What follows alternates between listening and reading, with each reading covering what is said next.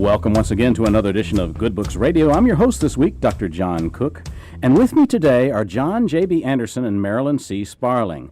They have impressive resumes as the authors of today's book. Professor Anderson, John Anderson, has been on the faculty of the Department of Nutrition in the Grilling School of Global Public Health at the University of North Carolina at Chapel Hill since 1972. Prior teaching positions were held at the University of Illinois Urbana-Champaign and Bradford Junior College. He has a bachelor's degree in history from Williams College, a master's degree in education from Harvard, a master's degree in biology from Boston University, and a doctorate in physical biology, biochemistry from Cornell, Ithaca, New York. His research career has centered on the linkage among nutrients, hormones, lifestyle factors, and bone health. He has published several books and written approximately 150 scientific articles. In addition, he has taught nutrition courses at undergraduate level and advanced seminars for doctoral students. Over the years, he's developed broad interest in healthy eating patterns and the prevention or delay of chronic diseases. Marilyn Sparling is a registered and licensed dietitian, recently retired from Duke University Medical Center in Durham, North Carolina, where she was a clinical dietitian in the outpatient endocrinology division. She graduated from the University of North Carolina, Chapel Hill with a master's degree in public health, focusing on nutrition. She is a longtime professional member of the Academy of Nutrition and Dietetics and the American Diabetes Association, and has co-authored several journal articles on nutrition and health. That's just a short version of their resume, for which I have resume envy. But John and Marilyn, welcome to the program. Thank you. Thank you. Delighted to be here. It's great to have you here. The book we're talking about is The Mediterranean Way of Eating, Evidence for Chronic Disease Prevention and Weight Management. This is just chock full of compelling evidence, scientific evidence that a Mediterranean-type diet with a focus on vegetables is a way to stay healthy and actually prevent certain kinds of disease. Is that a fair statement? Well, it's fair, except that seafoods also play an important role. Yes. And olive oil and olives, and as well as vegetables and other components like nuts and seeds. Yeah, and what I was going to say is that we've had some nutrition books in the past, and they involve the focus on vegetables, but I do like the evidence you have for how powerful a preventive it is to consume more olive oil and more seafood rich in omega-3. So that is part of what we need to do here. Let's start by talking about what is a Mediterranean diet, because there's really 4 regions and they have some regional differences. How would you describe the Mediterranean diet in total? The Mediterranean diet, it tends to allow for almost all foods of one kind or another to be consumed, including animal foods. It's just that the animal food consumption tends to be on the low side of numbers of servings and maybe sizes of servings compared to what most people think of in the United States. So the Mediterranean diet can incorporate almost anything. And some of the more eastern Mediterranean areas and in North Africa, those countries use a whole lot of foods that are of plant origin that we don't normally think about. But we all should know something about tabbouleh and a few other things that come from the Eastern Mediterranean, like Lebanon and so on. And they're all healthy, actually.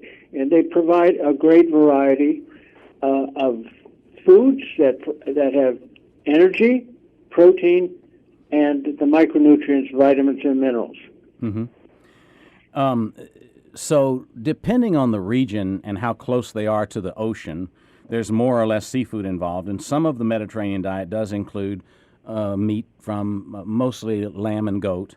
But in general, the fish and seafood is one of the most important things according to the Mediterranean diet pyramid, which I'd like to address. I really liked that because the USDA food pyramid is really all wrong in terms of health, but the Mediterranean diet pyramid that y'all present in the book has the bulk of calories coming from fruits, vegetables, grains, olive oil, beans, nuts, legumes, seeds, herbs, and spices.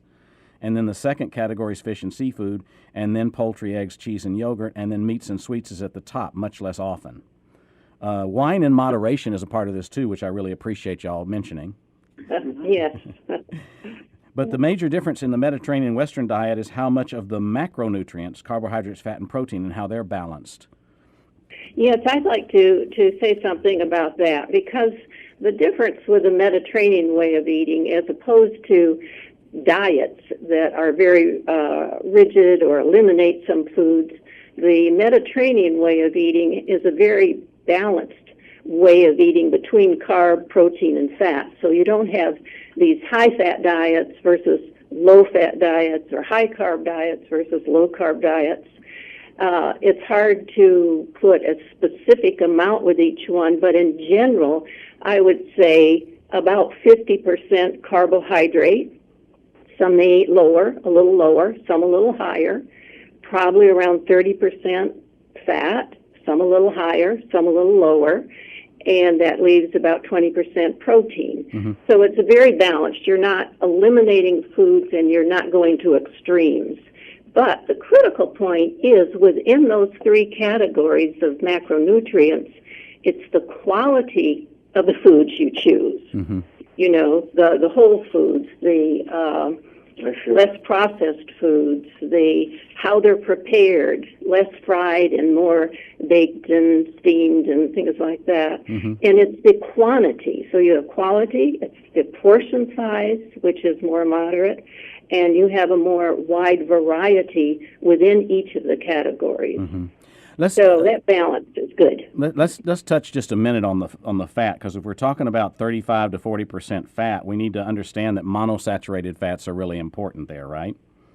That's right. The monounsaturated fatty acids that come from the olive oil and olives themselves have health benefits. We don't exactly know how they totally affect the blood lipid pattern, because we know the omega-3 fatty acids may have a little better effect in terms of those.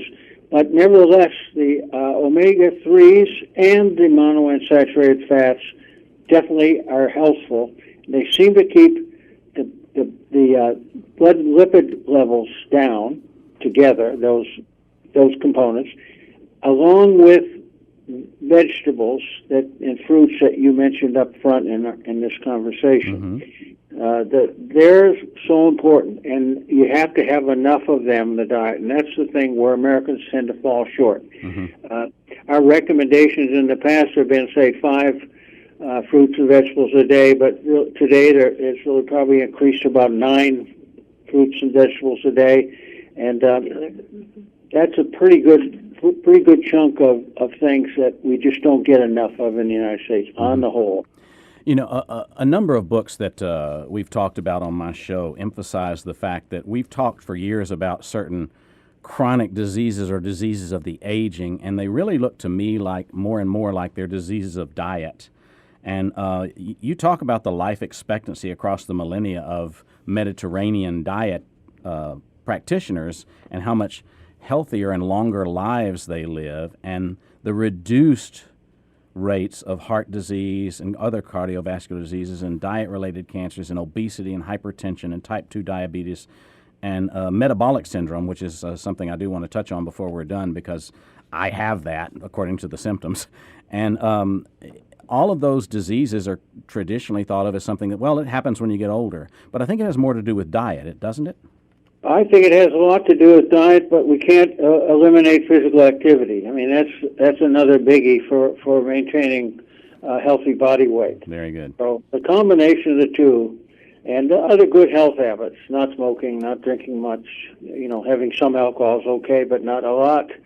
Lots of things in the diet. And you're quite right that diet does have a lot to do with the chronic diseases. We're now experiencing in the United States, in the last roughly 20 years, a decline in the death rates for all causes, age-adjusted death rates for all causes, declines in cardiovascular diseases, including heart attacks, declines in diabetes type 2, and declines in cancers, but not big numbers. But we're seeing all of those. It just came out just recently, this huge paper in the JAMA, Journal of American Medical Association. So our diets are probably not so bad. It's just that we're still probably not getting a good balance in the American diet, nor are we participating in enough physical activity on a regular basis. Mm-hmm. So lots of these senior programs for exercise like Silver Sneakers and Pilates and and yoga and other things are probably very important for people, especially once they get to the retirement years when they have more time to participate. Yeah.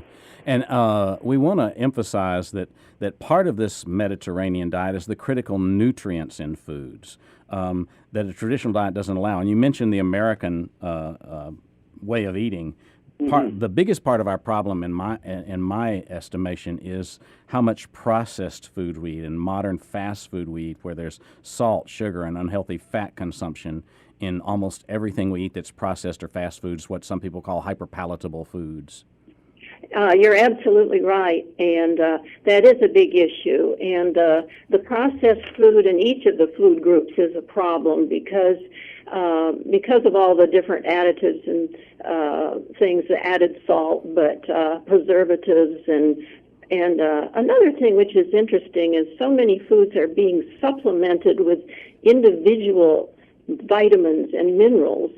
So it's better to just eat your whole food that has those natural vitamins and minerals because you can overdo some of these. Cereals are now, are fortified or enriched so heavily in many breads and things that it's very easy to overdo. So you really need to be a good reader of the back of the packaging and look at not only the serving size that all the nutrients and things are based on, but look at the ingredient list and see what's in there. That tells you a lot. Yeah, it is important to become a label reader, I think, with modern packaging, yeah.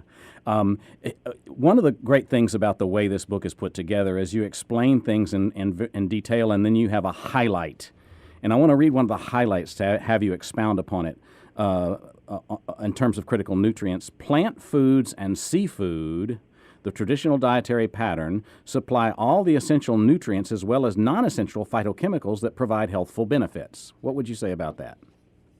Yes, the phytochemicals are relatively new in our understanding, our lexicon relating to nutrition. But these are molecules made by the plants that go into the skins and other parts of the plant and are consumed by us when we eat the whole plants. When we eat processed foods, we often don't get those. They're often eliminated. They're not totally eliminated, but often eliminated. And you think of cereal grains as one of them, whole grains versus processed. These foods are many different kinds of molecules. Some of them serve as antioxidants in our cells, and others have different roles in function. Almost all of them are beneficial. So we get this extra benefit from plant foods, especially from those that are not processed at all, actually. So when you're eating whole, fresh vegetables, beans, all these different components, especially legumes, you get a lot of these molecules. And they are healthy in small amounts, and we get them every day in our life, and they've been consumed by humankind since probably 2 or more million years ago, how long we've lived on this earth. And they're beneficial to all of our cells, by and large. Let's talk about 3 things that are important to include in the diet and address how each one affects it: water, fiber, and antioxidants. Well, I will speak on fiber. There's 2 kinds, soluble and insoluble, and we need both. And most of the plant products, particularly vegetables and fruits and grains, are important in this area. And the fiber is eliminated pretty much unless there's a lot of added fiber to things that is not inherent in the natural plant itself, and we're not sure whether those are really as helpful to a person as the ones that are innate that the plant has when you eat, broccoli or whatever. What these separate, different fiber things are added in. So fiber is extremely important in terms of bulking up and also helping you feel full. You get less hungry as often. Plus, the soluble fiber has a lot to do with absorbing some of the cholesterol and other things that go into the blood system. It reduces that, and soluble fiber again, or insoluble, is often to help the colon and clear out. So fiber is extremely important, and you want to get it in the plant foods itself. Mm-hmm. And another component of fiber is that it enhances the bacterial populations that are so large, so huge in our colon, and lesser so, but still very important in the small bowel. So that we get benefits of maintaining kind of a constant bacterial population that's reasonably healthy, as far as we know, and fiber keeps them up because fiber provides a lot of the energy for the bacteria. Mm-hmm. And those who are not familiar with good bacteria, maybe the word probiotics would register with them. Mm-hmm. That's correct. Yeah, probiotics are great, which you can find in live bacteria and some yogurts and different things like that, which is good. Yeah, and yogurt is part of the Mediterranean diet in some regions, right? Yes, it is. Mm-hmm. What about water, the forgotten nutrient? Well, water is essential. I think we've gotten past the point where saying you have to have 8 glasses a day or something like that. The important thing is to stay hydrated and to try to be aware of getting enough fluid throughout the day to help your whole digestive system to operate well. Mm-hmm. So water is very important, and it doesn't matter, there's a big issue with bottled water today. We really don't need to get water that has lots of different additives and things in it, and this is a high-energy one, and this one has added nutrient or something. I think it's more important for sustainability and for our environment, either to, hopefully if you have good tap water, use tap water. If you have a filter in your refrigerator or something with water, but it's a very important thing. Other liquids are important, but including red wine. Yeah, but not in great amounts. I like the moderate drinking evidence that y'all provide that says that moderate drinking is actually better than total abstinence or the excess. Yes, it is good.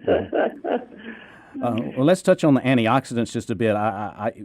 One of the things that bothers me about certain publications, and there's a health magazine that if they have one study, then they say, so go out and buy these supplements. And I think it was the Finnish study that indicated that if you take vitamin supplements but you're a smoker, it doesn't help to take the vitamin supplements. Oh, yes, that was a vitamin C and vitamin A and vitamin E, I guess, study that was done and published quite a long time back, and I think in the New England Journal of Medicine. It really related to the fact that the study was maybe not such a good study in a way, because probably those smokers had already established initial cancers that could not be detected. Mm-hmm. And so all they were doing with those was actually enhancing the growth of the cancers, perhaps, especially lung cancers. So that was the issue. I personally don't think supplements is a good way to go. We do fortify quite a few of our foods with vitamins and minerals, but taking supplements of almost any kind have now been shown in many studies not to be beneficial. Calcium's a good example. Vitamin D is another one. We just don't know enough about what they can enhance anything, bone health or whatever. It's very difficult to know. If somebody's really deficient, yes, they do need supplements, but they probably need to have them through prescription by physicians after having a good workup so they know what really is wrong.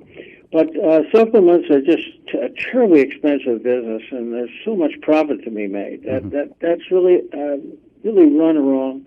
I think it's run us down a wrong road, to be honest with you. Very good.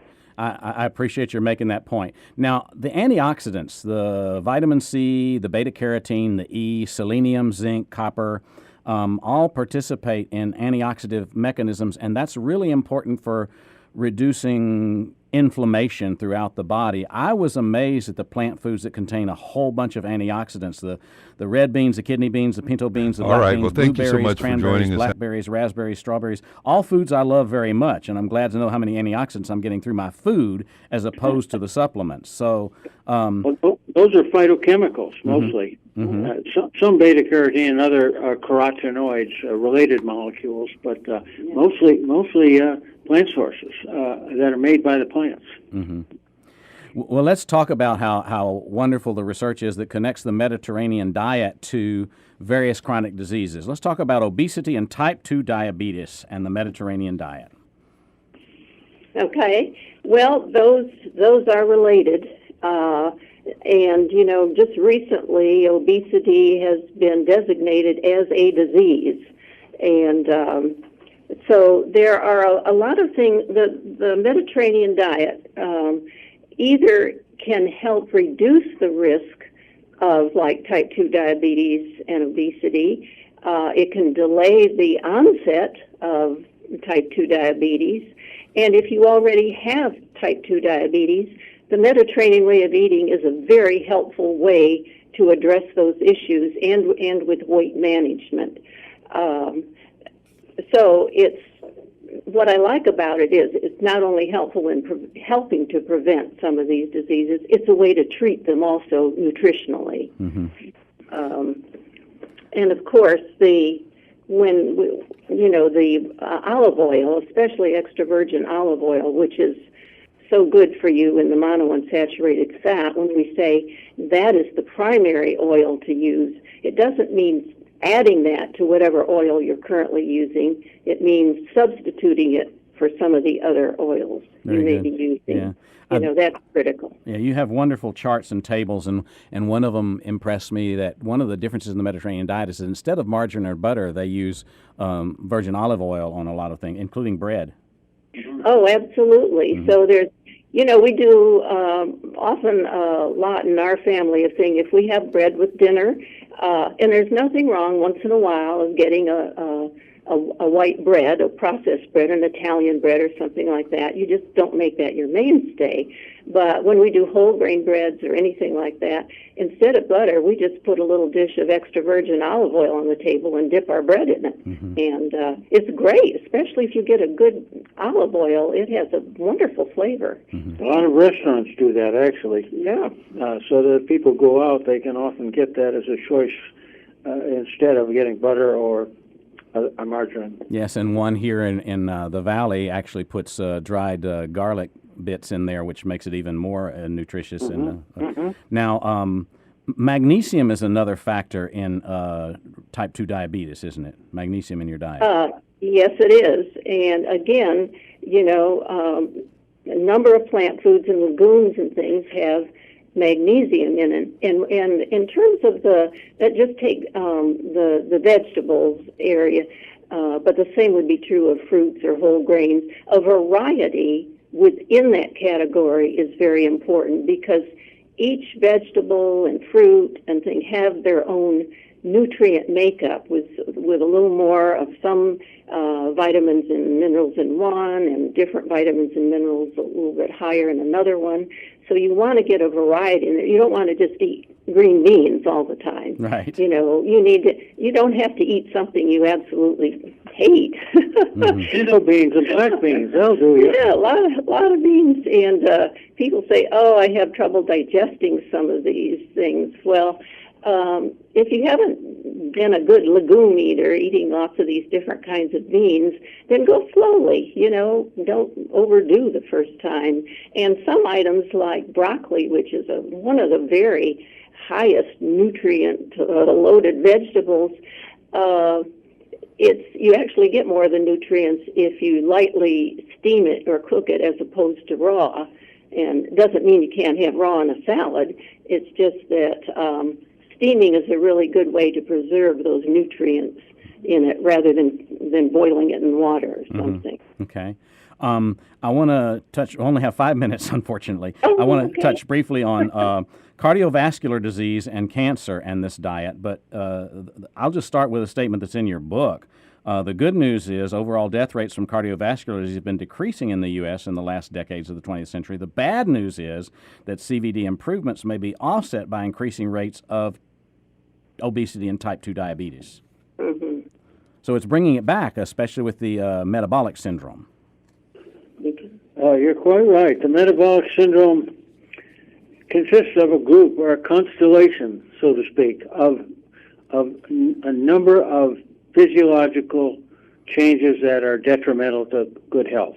Mm-hmm. And we talked about heart disease. So typically in the cardiovascular world, the blood lipids are elevated. Total cholesterol and LDL cholesterol are elevated, and also triglycerides in the blood, serum triglycerides. Then hypertension is also typically a part of that. And enlargement of waist or body fat area is another. And then there's, of course, the elevated blood glucose concentration at fasting, much higher than it should be. And typically hemoglobin A1C is also elevated, higher than the limit of good health. Mm-hmm. And probably I've missed something else, but those are the major components of the so-called metabolic syndrome. And everybody doesn't have them all, but they often have 3 or 4 or 5 of them, all 5 of them, those bad factors. So what's important by improving the diet is that vegetables and fruits tend to replace some of the more processed foods.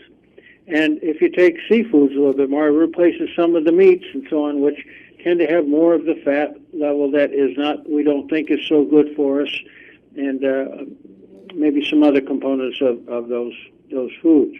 So animal foods aren't all bad. I don't want to imply that, but we definitely need to have more of the fish and other seafood. Mm-hmm. I only have a couple of minutes left, and I want to make sure we touch on anti-carcinogenic phytochemical molecules a little bit, because this Mediterranean diet, if you include wine and garlic and onions and lycopene from tomatoes, you're going and raspberries and blueberries and broccoli, you're going to have a lot of those phytonutrients that help prevent diet-related cancers, right?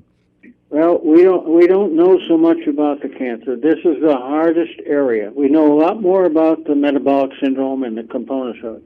Probably obesity or overweight is a component that's very important for cancer development as well. Although this has been a very difficult nut to crack, so to speak.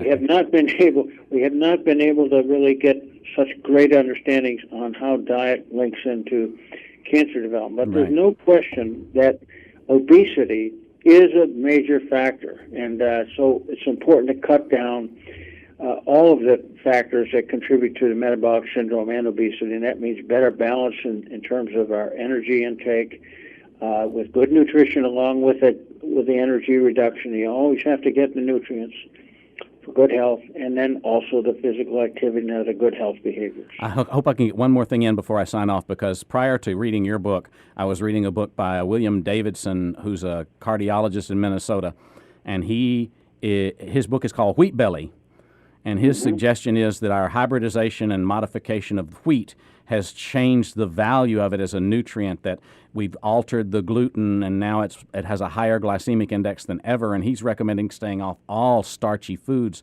But the Mediterranean diet is rich in grains. It emphasizes grain. Couscous is very much a part. Whole grain cereals are very much a part. So where do you stand on the whole grain thing? Well, whole grains are very important. Mm-hmm. We don't often get them so easily in our stores and so on. You have to really work hard to get whole grains. Mm-hmm. But the whole grains are wonderful because they have all those phytonutrients, the phytochemicals, the fiber, everything in them. And again, it's how the amount, the quantity. You know, yeah, that's so important. The portion size, right? Portion size. Absolutely. The same with potatoes. It's gotten a bad rap. Well, some of our baking potatoes in the store are like 12 ounces. They're huge, or when you get them out. A small one is not a problem. It's also what you put on it could be the problem. Heaps of butter and sour cream and salt. So you look at a food and say, what's a healthy way to use it in the diet? Mm-hmm. Very nice. And the other thing is sugar. We haven't said much about it, but so many of our foods have sugar added to them. Yeah, and we should get our sugar from fresh fruits instead of from a processed bowl of granules, right? That's right, but not too much. Right, clearly. Very good. It always goes back to not eating, not overeating, right, as part of the deal. That's right. Unfortunately, that's all the time we have. We've been talking with John Anderson and Marilyn Sparling about their wonderful book, The Mediterranean Way of Eating, Evidence for Chronic Disease Prevention and Weight Management. We've talked about the scientific evidence of disease prevention a little bit. The book is rich also with information about how to consume such a diet and recipes and wonderful things that you might enjoy reading. Again, The Mediterranean Way of Eating by John Anderson and Marilyn Spalding. I'm your host, Dr. John Cook. I remind you, if you don't catch our show on NPR affiliate 88 FM, you can also find us on YouTube at the channel Good Books Radio, Strong and Cook. I'm your host, Dr. John Cook. Thanks for listening.